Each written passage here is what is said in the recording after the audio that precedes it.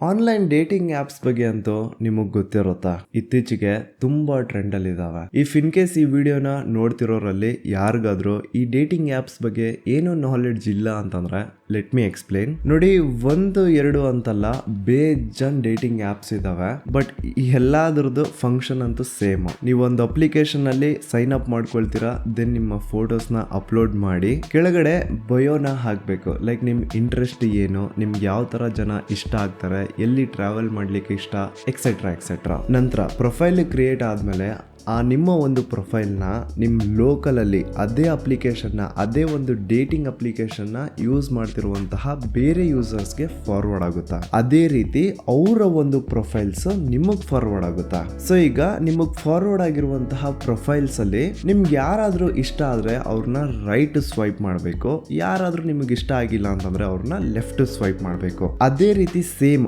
Opposite person ನಿಮ್ಮ ಒಂದು profile ನ ನೋಡಿ ನೀವು ಅವನಿಗೆ ಇಷ್ಟ ಆದ್ರೆ ಅವನು ಅದನ್ನ ರೈಟ್ ಸ್ವೈಪ್ ಮಾಡ್ತಾನೆ, ಇಷ್ಟ ಆಗಿಲ್ಲ ಅಂತಂದ್ರೆ ಲೆಫ್ಟ್ ಸ್ವೈಪ್ ಮಾಡ್ತಾನೆ. ಇಫ್ ಇನ್ ಕೇಸ್ ಇಬ್ರಿಗೂ ಇಷ್ಟ ಆಗ್ಬಿಡ್ತು, ಲೈಕ್ ನಿಮ್ಗೂ ಆಪೋಸಿಟ್ ಪರ್ಸನ್ ಇಷ್ಟ ಆದ ಅಂಡ್ ಅವನ್ಗೂ ನೀವ್ ಇಷ್ಟ ಆದ್ರಿ ಅಂತಂದ್ರೆ ದೆನ್ ಇಟ್ಸ್ ಎ ಮ್ಯಾಚ್. ಆಗ ನಿಮ್ಮಿಬ್ರು ನಡುವೆ ಚಾಟಿಂಗ್ ಅನ್ನೋ ಒಂದು ಆಪ್ಷನ್ ಜನರೇಟ್ ಆಗುತ್ತಾ. ಸೊ ಅದ್ರ ಮೂಲಕ ಚಾಟಿಂಗ್ ಮಾಡ್ಕೊಂಡು ನೀವಿಬ್ರು ಒಬ್ರನ್ನ ಒಬ್ರು ಪರಿಚಯ ಮಾಡ್ಕೊಳ್ಬಹುದು, ಆ ಒಂದು ರಿಲೇಶನ್ಶಿಪ್ ನ ಬೆಳೆಸ್ಕೊಂಡು ಹೋಗಬಹುದು. ಇಷ್ಟೇ ಡೇಟಿಂಗ್ ಆಪ್ ನ ಬೇಸಿಕ್ ಫಂಕ್ಷನ್ ಹೀಗಿರುತ್ತಾ. It sounds really cool and perfect, right?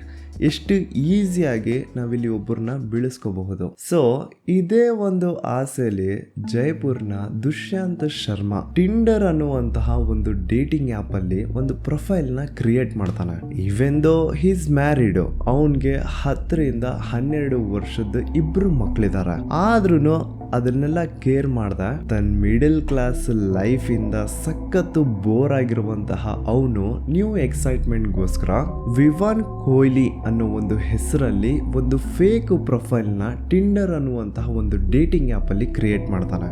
ಬಯೋದಲ್ಲಿ ಇವನು ತನ್ನನ್ನ ತಾನು ಒಬ್ಬ ದೊಡ್ಡ ಬಿಸ್ನೆಸ್ ಮ್ಯಾನ್, ಡೆಲ್ಲಿಯಲ್ಲಿ ನನಗೆ ಬೇಜನ್ ಬಿಸ್ನೆಸಸ್ ಇದಾವೆ, ನನ್ನ ಹತ್ರ ಬೇಜನ್ ಆಸ್ತಿ ಇದೆ, ತಾನೊಬ್ಬ ಕೋಟ್ಯಾಧಿಪತಿ ಅನ್ನೋ ರೀತಿ ಬರ್ದು ಹಾಕಿರ್ತಾನೆ. ಜೊತೆಗೆ ಆ ಪ್ರೊಫೈಲ್ ನ ನೋಡೋರ್ಗೆ ಇನ್ನೂ ಒಂದ್ ಸ್ವಲ್ಪ ನಂಬಿಕೆ ಬರ್ಲಿ ಅಂತ ಫೇಕ್ ಫೋಟೋ ಶೂಟ್ಸ್ ಎಲ್ಲ ಮಾಡಿಸಿ ಫೋಟೋಸ್ ಸಹ ಅಪ್ಲೋಡ್ ಮಾಡಿರ್ತಾನೆ. ದೆನ್ ಇವನ್ಗೆ ಆ ಒಂದು ಡೇಟಿಂಗ್ ಆಪ್ ಅಲ್ಲಿ ಬೇಜನ್ ಹುಡುಗಿರ ಪ್ರೊಫೈಲ್ಸ್ ಫಾರ್ವರ್ಡ್ ಆಗುತ್ತಾ. ಇದರಲ್ಲಿ ಯಾವ್ದಾದ್ರು ಒಂದು ಹುಡುಗಿ ಸಿಕ್ಕರೆ ಸಾಕಪ್ಪ ಅಂತ ಹೇಳ್ಬಿಟ್ಟು ಎಲ್ರು ರೈಟ್ ಸ್ವೈಪ್ ಮಾಡ್ಕೊಂಡಿರ್ತಾನೆ. ಕೊನೆಗೆ ಪ್ರಿಯಾ ಅನ್ನೋ 28 ವರ್ಷದ್ದು ಒಬ್ಳು ಸಿಂಗಲ್ ಲೇಡಿ ಜೊತೆ ಇವನ್ಗೆ ಮ್ಯಾಚ್ ಆಗುತ್ತಾ. ದೆನ್ ಇವರಿಬ್ರು ಚಾಟಿಂಗ್ ಮಾಡ್ಕೊಂಡು ಒಬ್ರನ್ನ ಒಬ್ರು ಇನ್ನೂ ಅಷ್ಟು ಪರಿಚಯ ಮಾಡ್ಕೊಳ್ತಾರೆ. ಪ್ರಿಯಾ ಫೋಟೋಸ್ ಅಲ್ಲಿ ನೋಡ್ಲಿಕ್ಕೆ ತುಂಬಾ ಕ್ಯೂಟ್ ಆಗಿರ್ತಾಳೆ. ಸೊ ಇಷ್ಟು ಕ್ಯೂಟ್ ಆಗಿರುವಂತಹ ಹುಡುಗಿನ ಹೇಗಾದ್ರೂ ಮಾಡಿ ಪಟ್ಟಾಯಿಸ್ಕೊಳ್ಳೇಬೇಕು ಅಂತ ದುಷ್ಯಂತ್ ಫಿಕ್ಸ್ ಆಗ್ಬಿಟ್ಟಿರ್ತಾನೆ. ಹಾಗಾಗಿ ಅವನು ಪದೇ ಪದೇ ತನ್ನ ಫೇಕ್ ಲೈಫ್ ಸ್ಟೈಲ್ ನ ತೋರಿಸ್ಕೊಳ್ಳೋದು. ನನ್ನ ಹತ್ರ ಅಷ್ಟು ದುಡ್ಡಿದೆ, ನನ್ನ ಹತ್ರ ಅಷ್ಟೊಂದು ಆಸ್ತಿ ಇದೆ, ಅದು ಇದು ಅಂತ. ಅಂಡ್ ಆಕ್ಚುಲಿ ಇದು ವರ್ಕೌಟ್ ಆಗುತ್ತೆ ಕೂಡ. ಪ್ರಿಯಾ ಇದರಿಂದ ಇಂಪ್ರೆಸ್ ಆಗ್ಬಿಟ್ಟಿರ್ತಾಳೆ. ಸೊ ಹಾಗೆ ಚಾಟಿಂಗ್ ಮಾಡ್ಕೊಳ್ತಾ ನಂಬರ್ಸ್ ಸಹ ಎಕ್ಸ್ಚೇಂಜ್ ಆಗುತ್ತಾ. ಅಂಡ್ ಸ್ವಲ್ಪ ದಿನ ನಂತರ ಇವರು ರಿಯಲ್ ಆಗಿ ಮೀಟ್ ಸಹ ಮಾಡ್ತಾರ. ಪ್ರತಿ ಸತಿ ಮೀಟ್ ಆದಾಗ ದುಷ್ಯಂತ್ ಶರ್ಮಾ ಏನ್ ಮಾಡ್ತಿದ್ದ, ಪ್ರಿಯಾನ ದೊಡ್ಡ ಹೈಫೈ ರೆಸ್ಟೋರೆಂಟ್ ಗೆ ಕರ್ಕೊಂಡು ಹೋಗ್ತಿದ್ದ. ಸೊ ಇವನ್ ತೋರಿಸ್ಕೊಳ್ಳೋದನ್ನೆಲ್ಲ ನೋಡಿ ಪ್ರಿಯಾ ನಿಜವಾಗ್ಲೂ ನಂಬಿಟ್ಟಿರ್ತಾಳೆ, ಲೈಕ್ ದುಷ್ಯಂತ್ ಶರ್ಮಾ ಒಬ್ಬ ದೊಡ್ಡ ಬಿಸ್ನೆಸ್ ಮ್ಯಾನ್ ಅಂಡ್ ಆಕ್ಚುಲ್ ಆಗಿ ಇವನು ಕೋಟ್ಯಾಧಿಪತಿನೇ ಅಂತ. ಅಂಡ್ ಅವಳ ಮನ್ಸಲ್ಲೂ ಕೂಡ ಫೀಲಿಂಗ್ಸ್ ಉಟ್ಕೊಳ್ಳುತ್ತೆ, ಹುಡುಗ ನೋಡ್ಲಿಕ್ಕೂ ಚೆನ್ನಾಗಿದ್ದಾನೆ ಅಂಡ್ ಕೋಟ್ಯಾಧಿಪತಿ ಬೇರೆ, ಇನ್ನೇನ್ ಬೇಕು, ಇವನೇ ಸಾಕು ಅಂತ ಫಿಕ್ಸ್ ಆಗ್ತಾಳೆ. ಈಗ ಇಬ್ರು ತುಂಬಾ ಡೀಪ್ ಲವ್ ಅಲ್ಲಿ ಇದಾರೆ. ದುಷ್ಯಂತ್ ಏನ್ ಅನ್ಕೊಂಡಿದ್ದ ಅಂತಂದ್ರೆ ಇವ್ನ್ ನಡೆಸ್ತಿರೋ ನಾಟಕ ತುಂಬಾ ದಿನ ನಡೆಯಲ್ಲ ಅಂತ ಅವನಿಗೆ ಗೊತ್ತಿತ್ತು. ಹಾಗಾಗಿ ಅವನ್ ಪ್ಲಾನ್ ಏನಿತ್ತು ಅಂತಂದ್ರೆ ಪ್ರಿಯಾನ ತುಂಬಾ ಲವ್ ಮಾಡ್ಬೇಕು. ಸೊ ಬೆಟರ್ ಈಗ ಈ ವಿಷಯ ಏನು ಹೇಳೋದ್ ಬೇಡ, ಮುಂದೆ ಒಂದಿನ ಒಂದ್ ಒಳ್ಳೆ ಟೈಮ್ ನೋಡ್ಬಿಟ್ಟು ನನ್ನ ರಿಯಾಲಿಟಿನ ಇವಳಿಗೆ ಹೇಳುವ ಅಂತ ಪ್ಲಾನ್ ಮಾಡ್ಕೊಂಡಿರ್ತಾನೆ.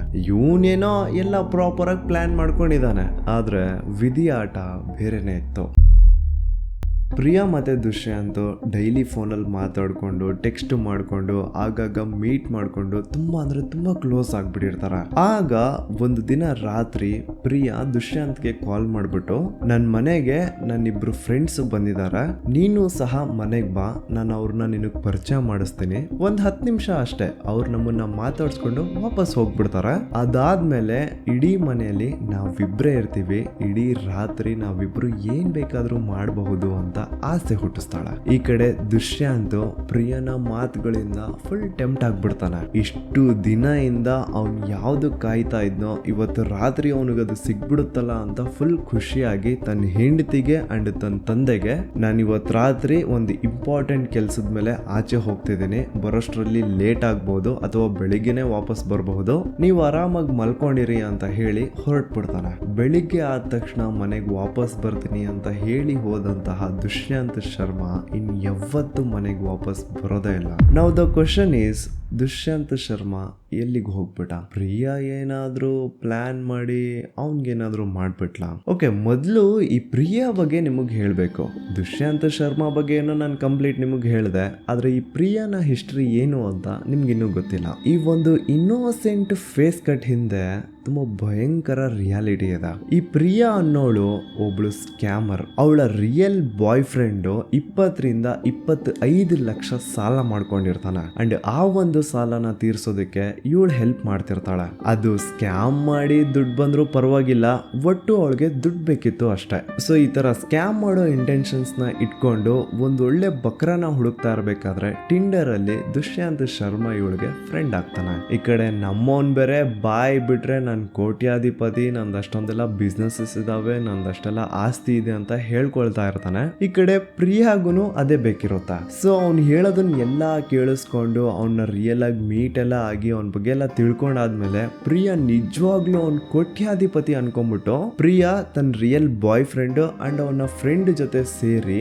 ದುಷ್ಯಂತ್ ಶರ್ಮನ ಕಿಡ್ನಾಪ್ ಮಾಡೋ ಪ್ಲಾನ್ ಹಾಕ್ತಾಳೆ. ಸೊ ಆ ಒಂದು ಪ್ಲಾನ್ ನ ಎಕ್ಸಿಕ್ಯೂಟ್ ಮಾಡ್ಲಿಕ್ಕೆನೆ 2 ಮೇ 2018 ರಾತ್ರಿ ಹೊತ್ತು ಪ್ರಿಯಾ ದುಷ್ಯಂತ್ಗೆ ಕಾಲ್ ಮಾಡಿ ತನ್ನ ಮನೆಗೆ ಕರ್ಸ್ಕೊತಾಳೆ. ದುಷ್ಯಂತ್ ಮನೆಗೆ ಬಂದಾದ್ಮೇಲೆ ಪ್ರಿಯಾನ ರಿಯಲ್ ಬಾಯ್ ಫ್ರೆಂಡ್ ಅಂಡ್ ಅವನ್ ಫ್ರೆಂಡ್ ಇಬ್ರು ಸೇರಿ ಅವನಿಗೆ ಸರಿಯಾಗಿ ಹೊಡಿತಾರೆ. ಹುಡುಗಿ ಬೇಕಾ ಮಗನೇ ನಿನ್ಗೆ ಅಂತ ಚೆನ್ನಾಗಿ ಹೊಡೆದು ಅವನ್ ಕೈ ಕಾಲೆಲ್ಲ ಕಟ್ ಹಾಕಿ, ನೀನ್ ಇಲ್ಲಿಂದ ಜೀವಂತವಾಗಿ ಆಚೆ ಹೋಗ್ಬೇಕು ಅಂತಂದ್ರೆ ನಮಗ್ ಈಗಿಂದೀಗ್ಲೇ 10 ಲಕ್ಷ ಕೊಡು ಅಂತ ಡಿಮ್ಯಾಂಡ್ ಮಾಡ್ತಾರೆ. ಆದ್ರೆ ಇಲ್ಲಿ ಟ್ವಿಸ್ಟ್ ಏನು ಅಂತಂದ್ರೆ ಅವ್ರು ಅನ್ಕೊಂಡಿರೋ ರೀತಿ ಅವನೇನು ಕೋಟ್ಯಾಧಿಪತಿ ಇರ್ಲಿಲ್ಲ. ಸೊ ದುಷ್ಯಂತ್ ಶರ್ಮನ ರಿಯಾಲಿಟಿ ಏನು ಅಂತ ಗೊತ್ತಾದಾಗ ಇವರೇ ಶಾಕ್ ಆಗ್ಬಿಡ್ತಾರ. ಇಲ್ಲಿ ಸ್ಕ್ಯಾಮರ್ಸ್ಗೆನೆ ಸ್ಕ್ಯಾಮ್ ಆಗೋಯ್ತು, ಆದ್ರೂ ಸಹ ಅವ್ರು ಬಿಡಲ್ಲ. ದುಷ್ಯಂತ್ ಶರ್ಮಾ ಇಂದ ತನ್ನ ತಂದೆಗೆ ಕಾಲ್ ಮಾಡಿಸ್ಬಿಟ್ಟು, ನಿನ್ನ ಮಗ ಬದುಕಿ ಮನೆಗೆ ವಾಪಸ್ ಬರ್ಬೇಕು ಅಂತಂದ್ರೆ ನಮಗ್ ಈಗಿಂದೀಗ್ಲೇ 10 ಲಕ್ಷ ಅರೇಂಜ್ ಮಾಡಿ ಕೊಡು ಅಂತ ಡಿಮ್ಯಾಂಡ್ ಮಾಡ್ತಾರ. ಆದ್ರೆ ಆ ಕಡೆಯಿಂದ ಆ ಬಡವ ತಂದೆ ಕಾಲ್ ಅಲ್ಲಿ ಅಳ್ಕೊಂಡು, ಅಮ್ಮ ಈಗಿಂದೀಗ್ಲೇ 10 ಲಕ್ಷ ತಂದು ಕೊಡಿ ಅಂದ್ರೆ ನಾನು ಎಲ್ಲಿಂದ ತಂದ್ಕೊಳ್ಳಿ, ನಾನು ಜೀವನ ಪೂರ್ತಿ ಸೇವ್ ಮಾಡಿರೋದು ಬರೀ 3 ಲಕ್ಷ ಅಷ್ಟೇ, ಅದು ಬೇಕಿದ್ರೆ ಇದೆ, ಈಗಿಂದ ಈಗ್ಲೇ ಕಳಿಸ್ಕೊಡ್ತೀನಿ, ನನ್ನ ಮಗನ್ನ ಮಾತ್ರ ಏನು ಮಾಡ್ಬಿಡಿ, ಬಿಟ್ಕೊಟ್ಬಿಡಿ ಅಂತ ಕೇಳ್ಕೊತಾನೆ. ಈ ಕಡೆ ಪ್ರಿಯಾ ಮತ್ತೆ ಅವಳ ಗ್ಯಾಂಗು ಆಯ್ತು ಸರಿ 10 ಲಕ್ಷ ಇಲ್ಲಾಂದ್ರೂ ಪರವಾಗಿಲ್ಲ, ಆ 3 ಲಕ್ಷ ಆದ್ರೂ ಕೊಡಿ ಅಂತ ಅದನ್ನ ಇಸ್ಕೊಳ್ತಾರ. ಸಾರಿ, ಬ್ಯಾಂಕ್ ಟ್ರಾನ್ಸ್ಫರ್ ಮಾಡಿಸ್ಕೊಳ್ತಾರ. ಇಷ್ಟೂ ದಿನ ಇಂದ ಮಾಡಿರುವಂತಹ ಪ್ಲಾನಿಂಗು, ಇಷ್ಟೆಲ್ಲ ಎಫರ್ಟ್ಸ್, ಕಿಡ್ನಾಪ್ ಮಾಡ್ಲಿಕ್ಕೆ ತಗೊಂಡಿರುವಂತಹ ರಿಸ್ಕ್, ಇದನ್ನೆಲ್ಲ ಕ್ಯಾಲ್ಕುಲೇಟ್ ಮಾಡಿದ್ರೆ ಈ 3 ಲಕ್ಷ ತುಂಬಾ ಅಂದ್ರೆ ತುಂಬಾ ಚೀಪ್ ಅನ್ಸುತ್ತೆ ಅವ್ರಿಗೆ. ಸೊ ಸ್ಕ್ಯಾಮ್ ಮಾಡಕ್ ಹೊರಟಿರೋ ನಮ್ಗೆನೆ ಸ್ಕ್ಯಾಮ್ ಆಗೋಯ್ತಲ್ಲ ಅಂತ ಆ ಒಂದು ಕೋಪದಲ್ಲಿ ಪ್ರಿಯನ ಬಾಯ್ ಫ್ರೆಂಡ್ ಅಂಡ್ ಆ ಬಾಯ್ ಫ್ರೆಂಡ್ ನ ಫ್ರೆಂಡ್ 3 ಜನ ಸೇರ್ಕೊಂಡು ದುಷ್ಯಂತ್ ಶರ್ಮನ ಒಂದು ನೈಫ್ ಇಂದ ಚುಚ್ಚಿ ಸಾಯಿಸ್ತಾರ. ನಂತರ ಅವನ್ ಸತ್ತಾದ್ಮೇಲೆ ಅವನ್ ಬಾಡಿನ ಒಂದು ದೊಡ್ಡ ಸೂಟ್ ಕೇಸ್ ಒಳಗಡೆ ಪ್ಯಾಕ್ ಮಾಡಿ ಅದನ್ನ ಎತ್ಕೊಂಡು ಹೋಗಿ ಒಂದು ಕಾಡಲ್ಲಿ ಬಿಸಾಡ್ ಬಂದ್ಬಿಡ್ತಾರ. ದೆನ್ ನೆಕ್ಸ್ಟ್ ದಿನ ದುಷ್ಯಂತ್ ಶರ್ಮನ ಫ್ಯಾಮಿಲಿ ಹೋಗಿ ದುಷ್ಯಂತ್ ಹೆಸರಲ್ಲಿ ಒಂದು ಮಿಸ್ಸಿಂಗ್ ರಿಪೋರ್ಟ್ ನ ಫೈಲ್ ಮಾಡಿದಾಗ ಆಗ ಪೊಲೀಸ್ ಇನ್ವೆಸ್ಟಿಗೇಷನ್ ಅಲ್ಲಿ ಈ 3 ಜನ ತಗಲಾಕೊಳ್ತಾರ. ಈಗ ನೀವು ಹೇಳ್ಬಹುದು, ಏನ್ ಬ್ರೋ ಡೇಟಿಂಗ್ ಆ್ಯಪ್ಸ್ ಅಲ್ಲಿ ಮಿಲಿಯನ್ಸ್ ಆಫ್ ಯೂಸರ್ಸ್ ಇದ್ದಾರೆ, ಈ ಒಂದು ಕೇಸಲ್ಲಿ ಈ ತರ ಆಗಿದೆ ಅಂತಂದ್ರೆ ದಟ್ ಡಸಂಟ್ ಮೀನ್ ಎಲ್ರೂ ಜೊತೆ ಇದೇ ಆಗುತ್ತೆ ಅಂತ. ಐ ಅಗ್ರಿ, ಇದು ಆಕ್ಚುಲಿ ಕರೆಕ್ಟ್. ಆನ್ಲೈನ್ ಅಲ್ಲಿ ಸಿಗೋ ಎಲ್ರು ಇಂಟೆನ್ಷನ್ಸ್ ನಿಮ್ಮನ್ನ ಸಾಯಿಸ್ಬೇಕು, ನಿಮಗ್ ತೊಂದರೆ ಕೊಡ್ಬೇಕು ಅಂತ ಇರಲ್ಲ. ಆದ್ರೆ ಅವ್ರ ರಿಯಲ್ ಇಂಟೆನ್ಷನ್ಸ್ ಏನು ಅಂತ ನಿಮ್ಗೂ ಗೊತ್ತಿಲ್ಲ. ಅದ್ ಹೇಗ್ ಬ್ಲಾಂಕ್ ಆಗಿ ಒಂದು ಫ್ಯೂ ಡೇಸ್ ಬ್ಯಾಕ್ ಪರಿಚಯ ಆಗಿರುವಂತಹ ವ್ಯಕ್ತಿ ಜೊತೆ ಡೇಟ್ ಹೋಗ್ತೀರಾ? ಸರಿ, ನಿಮಗ್ ಸ್ಟಿಲ್ ಆನ್ಲೈನ್ ಡೇಟಿಂಗ್ ಆಪ್ಸ್ ಅಂದ್ರೆ ನಂಬಿಕೆ ಇದೆ, ಅಲ್ಲಿರುವಂತಹ ಯೂಸರ್ಸ್ ನ ನೀವು ರಿಯಲ್ ಅಂತ ನಂಬ್ತೀರಾ ಅಂತಂದ್ರೆ I have one more case. ಇದು ನನ್ನ ಫ್ರೆಂಡ್ ಜೊತೆನೆ ನಡೆದಿರುವಂತಹ ಒಂದು ರಿಯಲ್ ಇನ್ಸಿಡೆಂಟ್ ಆಯ್ತಾ. ನಾನು ಏನು ಫೇಕ್ ಮಾಡಿ ಹೇಳ್ತಾ ಇಲ್ಲ, ಒಂದು ರಿಯಲ್ ಇನ್ಸಿಡೆಂಟ್ ನನ್ನ ಫ್ರೆಂಡ್ ಜೊತೆನೆ ನಡೆದಿರುವಂತದ್ದು. ಅಂಡ್ ನಿಜವಾಗ್ಲೂ ಈ ಕೇಸ್ ಎಷ್ಟು ಹೀನಾಯವಾಗಿದೆ ಅಂತಂದ್ರೆ ಇದ್ರ ಬಗ್ಗೆ ತಿಳ್ಕೊಂಡಾಗ ನಾನೇ ಶಾಕ್ ಆಗ್ಬಿಟ್ಟಿದ್ದೆ. ಅವನ್ ಸ್ಟೋರಿ ಕಂಪ್ಲೀಟ್ ಹೇಳ್ತೀನಿ, ಹೇಗೆ ಅವ್ನ್ ಮೋಸ ಹೋದ ಅನ್ನೋದು. ಆದ್ರೆ ಈ ವಿಡಿಯೋದಲ್ಲಿ ಅವನ ಹೆಸರು ತಗೊಳ್ಳೋದು ಬೇಡ. ಸೊ ಫಾರ್ ವಿಡಿಯೋ ಪರ್ಪಸ್ ಅನ್ಕೊಳ್ಳಿ ಅವನ ಹೆಸರು ಅಕ್ಷಯ್ ಅಂತ. ಸೊ ನಮ್ಮ ಅಕ್ಷಯ್ ಬಂದ್ಬಿಟ್ಟು ಉತ್ತರ ಕರ್ನಾಟಕದ ಯಾದಗಿರಿ ಹತ್ರ ಇರುವಂತಹ ಒಂದು ಹಳ್ಳಿ ಹುಡುಗ.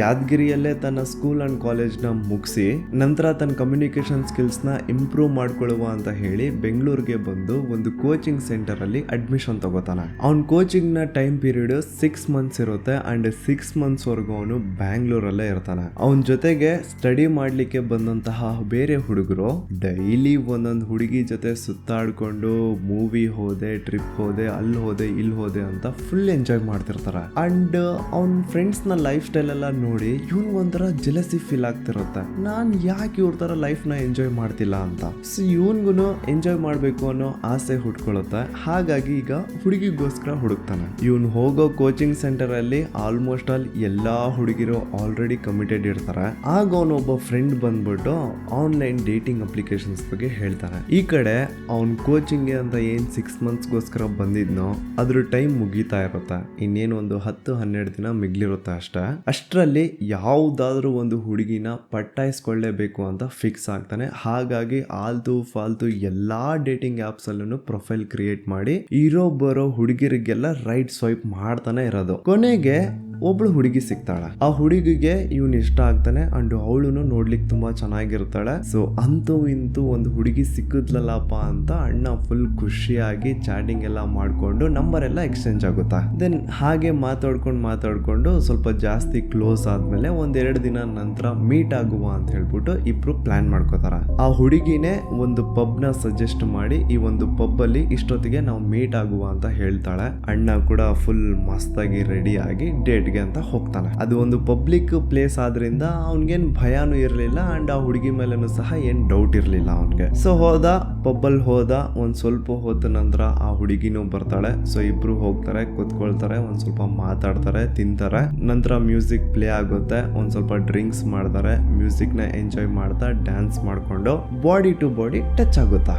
ಬಾಡಿ ಟು ಬಾಡಿ ಟಚ್ ಆಗಿದ ತಕ್ಷಣ ಅಣ್ಣ ಫುಲ್ ಟೆಂಪ್ಟ್ ಆಗ್ಬಿಡ್ತಾನೆ. ಅಂಡ್ ಇವನ್ ಟೆಂಪ್ಟ್ ಆಗಿರುವಂತಹ ವಿಷಯ ಹುಡುಗಿಗೂ ಗೊತ್ತು. ಸೊ ಅವಳೇನ್ ಹೇಳ್ತಾಳೆ, ಇದೊಂದು ಪಬ್ಲಿಕ್ ಪ್ಲೇಸ್, ಇಲ್ಲಿ ಏನು ನಾನ್ಸೆನ್ಸ್ ಕ್ರಿಯೇಟ್ ಮಾಡೋದು ಬೇಡ, ಇಲ್ಲೇ ಪಕ್ಕದಲ್ಲೇ ನಂದು ಓನ್ ಮನೆ ಇದೆ, ಅಲ್ಲಿಗೆ ಹೋಗುವ, ಅಲ್ಲಿ ಹೋಗಿ ನಮ್ಗೆ ಏನ್ ಬೇಕೋ ಅದ್ ಮಾಡ್ಕೊಳುವ.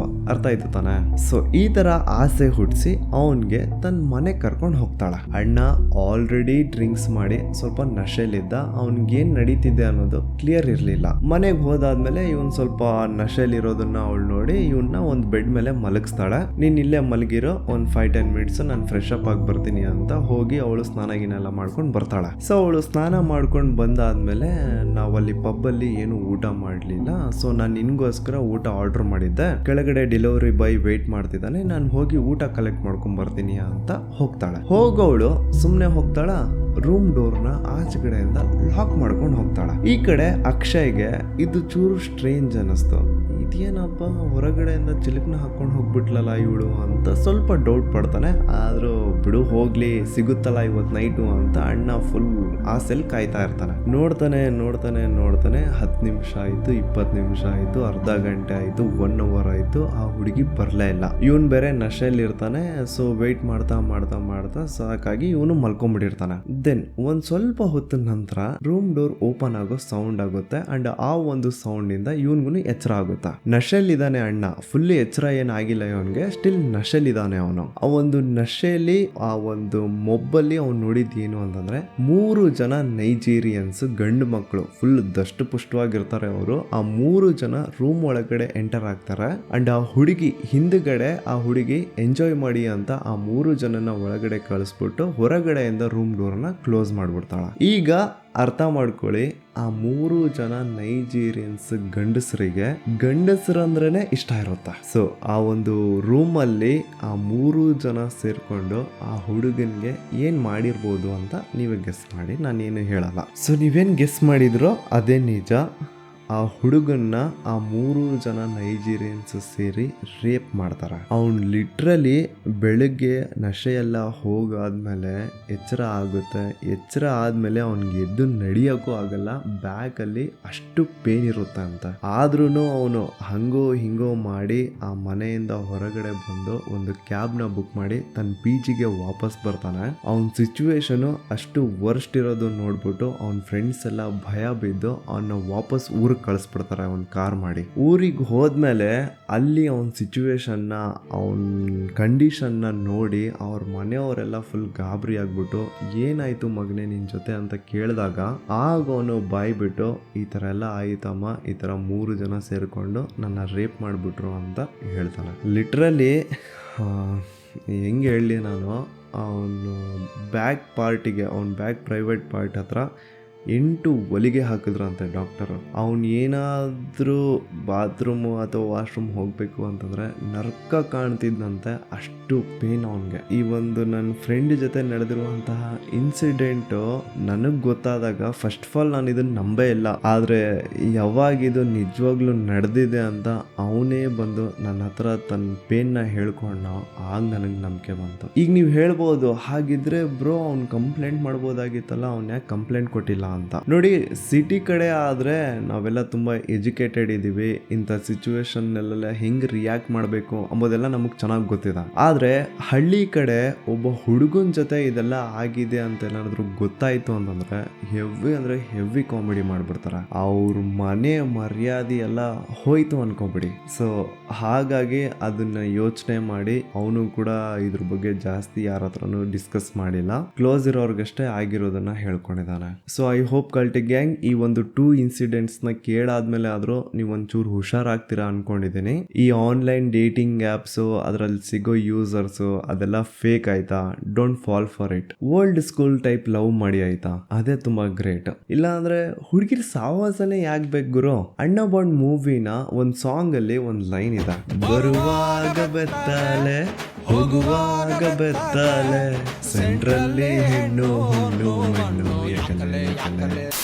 ಸೊ ಹುಷಾರಾಗಿರಿ, ನಿಮ್ಮವ್ರನ್ನ ಹುಷಾರಾಗಿ ನೋಡ್ಕೊಳ್ಳಿ. ನಾನು ಸಿಗ್ತೀನಿ ನೆಕ್ಸ್ಟ್ ವಿಡಿಯೋದಲ್ಲಿ. Sameer MD signing off.